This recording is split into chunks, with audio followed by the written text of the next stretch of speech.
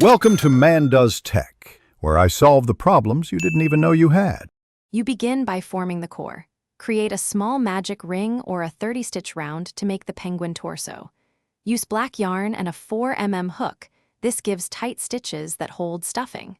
Once you have the initial round, increase gradually to widen the body, then work even rounds to reach the desired height. Make sure to count rows so the penguin stays symmetrical. Tight tension prevents gaps, and stuffing later will define the rounded silhouette, so keep the opening accessible. Once the torso is set, attach white yarn and crochet a centered belly panel. This contrasts color and creates the penguin's front. You then make wings separately, small tapered ovals shaped by decreases and sewn to the sides for mobility. Afterwards, continue from the top of the body to form the head by increasing slowly. This keeps proportions natural. Make sure to check stitch counts frequently so seams align when you join parts. You want smooth transitions between colors to look intentional. To finish, stuff the body firmly, enough to hold shape but not so much that stitches splay.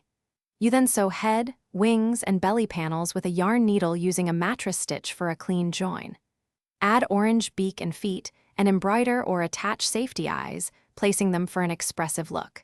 If the body looks lumpy, redistribute stuffing through the opening or remove and restuff in smaller amounts. Make sure loose seams are tightened with backstitching to prevent future gaps.